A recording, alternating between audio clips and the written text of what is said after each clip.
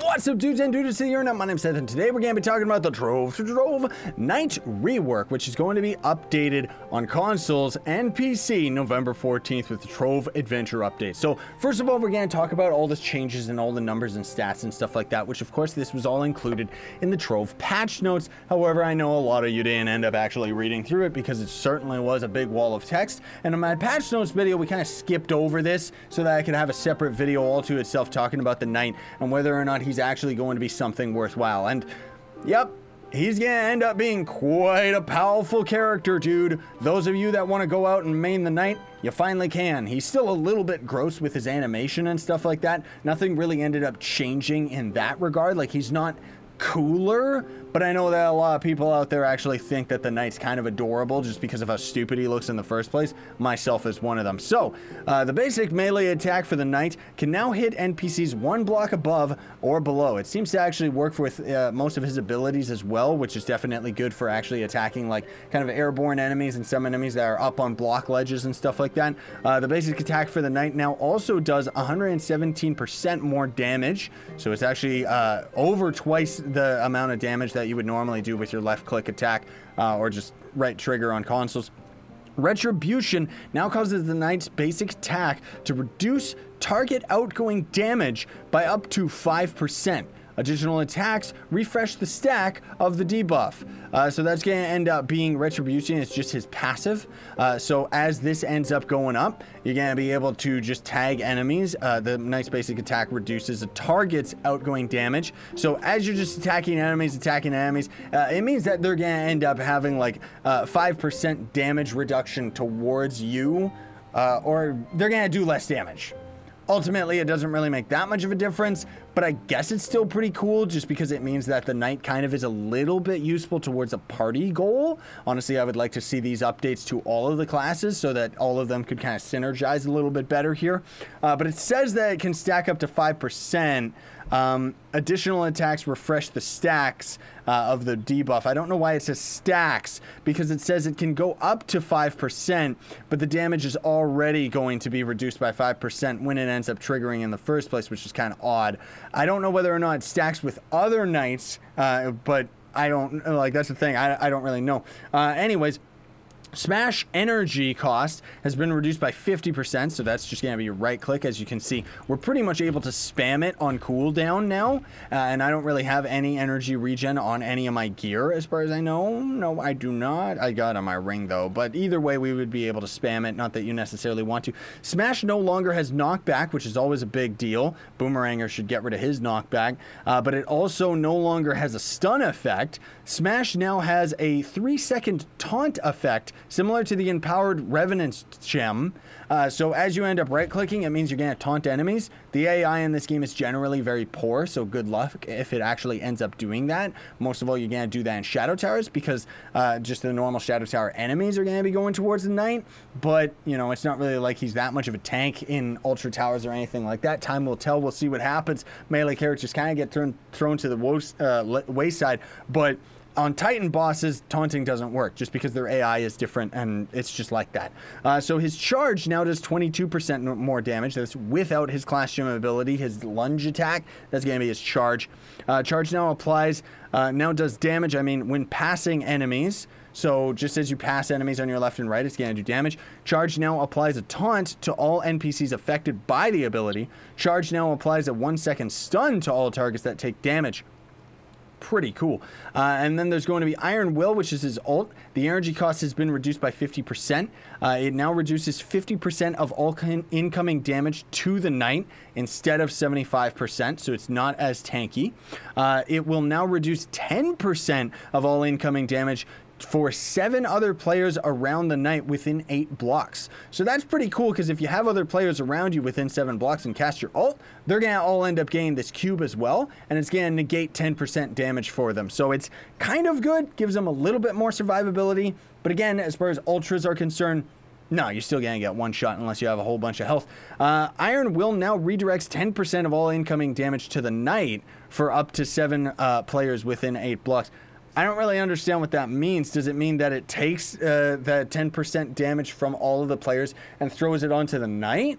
Which in that case, he should have a little bit more damage reduction you know, incoming damage reduction instead of lessened, but hey, whatever. The Spirit Squire class gem, though, that has actually seen some big changes. The cooldown time has been removed, so now you can just cast it all the time over and over. You can move around as well while you're casting it. That's actually a very big deal, because normally when you would cast, he would be stuck in place, and it was really stupid and useless, and made him, like, ugly for farming and stuff. And that's the whole thing, too, is I just want to point out that while this technically does mean that you can go out and farm adventure worlds and stuff like that, it doesn't necessarily mean that he's going to be that much better in that, like for adventuring and stuff like that. However, for U9 bosses, if you end up having a good enough pile of gems, you are going to be able to one-shot them just with this ability, which the cast time on it is great. It's actually one of the fastest cast abilities in the game as far as just killing a U9 boss. Like, you just pretty much get movement speed on all your gear, run into a dungeon, bam, the boss is dead, and continue onward. So he should actually be pretty good for farming. He still probably isn't going to top the Neon Ninja, though, is all I'm saying.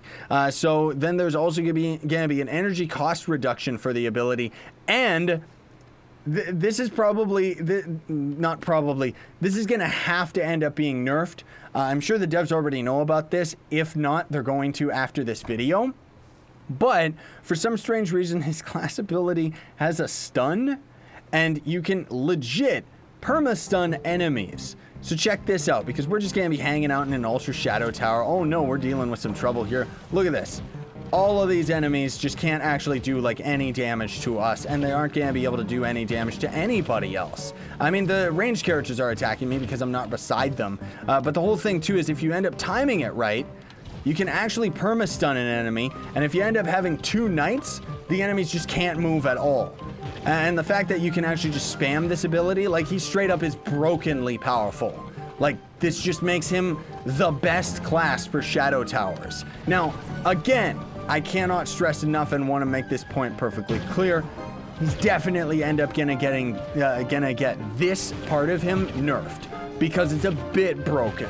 Like, it's cool, I like it, because it means that a melee character actually has survivability in Shadow Towers, but the fact that it would make everybody last forever is just like, it's just way too broken, dude. Especially the fact that you can have 2 knights pretty much solo any type of Shadow Tower. Now, again, I'm getting my butt kicked now just because I'm not being careful. I'm just kind of running in and just spam attacking everything, right? And if we had a little bit of energy regen on our stuff so that we could be casting our ability that much faster, you know, or if I was keeping my distance like I am with these guys, as you can see, you're just going to be able to be absolutely invincible. So again, this is something that's most likely going to end up changing. Another thing too that I want to mention is that I have absolutely terrible gems. We're in Ultra and I'm doing 200k a hit with this thing.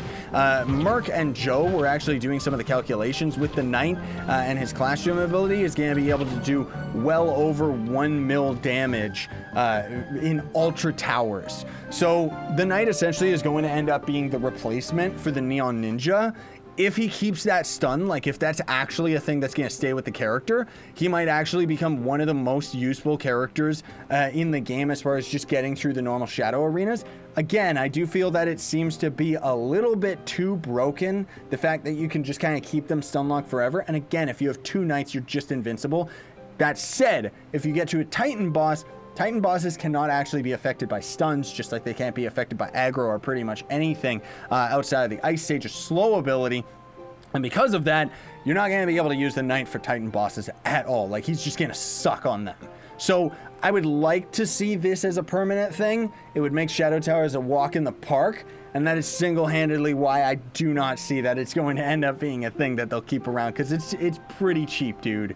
Like, it's pretty broken, as you saw right there. And that's just me messing around, not even trying, just casually being able to get through it. Not to mention, we're barely, like, taking that much damage in general. Like, I don't know what's going on, but the Knight is just a whole lot more powerful. And it's awesome. You know, it's great that an old character like this, like the Knight was one of the biggest characters that needed a rework. So it's great that he is actually going to have a little bit of fun in the sun. Now, there still is quite a few other characters that would need some readjustment, and honestly speaking, I do feel that all of the characters kind of need a rebalance so that they could all kind of keep up with the Gunslinger's amount of damage. But at the same time, you know, it's like, I don't know whether or not that would be the trade-off, is that you end up bringing all the characters' damage up to the same as the gunslinger, because then it means that all the other characters are going to end up being that much faster and more efficient than the gunslinger, just because, again, it's the same reason why the knight is actually going to be really good for farming, just because the cast time on his number 1 is so super duper quick. Like, you could just go U9, bam, the boss is dead, you already just continue into the next dungeon, which is great, because otherwise all the other characters, you know, Shadow Hunter and Neon Ninja, for example, he's got the movement speed where he can get to dungeons real quick, but you still got a 1, 2, 3 right-click shuriken in order to actually one-shot a U9 boss, right? Shadow Hunter is another character where if you use your alt, and if it works, then you're going to be able to one-shot the boss and just move on right away. Otherwise, if you're just using your left click, unless you're doing massive amounts of damage, it's going to take a little while to defeat the boss. And again, like, we're sitting here talking about, like, the micro changes and details. Like, I'm talking about compared to other characters that are going to be of equal strength. Like, if I had a perfect set of gems on my knight, he might be able to kind of keep up with the Neo Ninja, just in the dungeon clear time, not necessarily in the movement speed regard. But in any case, thank you so much for watching, everybody. Very much appreciated. Just wanted to let you all know these are the changes that have happened to the knight. It's pretty cool. The Draco has seen a little bit of a buff, but honestly, it's not really something worth making a whole video about. Thank you for watching, though. Very much appreciated. Don't forget to like, share, favorite, and subscribe for more daily content, as well as building up loyalty points by my merch store. Links are in the description for that, where you can buy this shirt and a whole bunch of others. Sayonara and stay epic, everybody.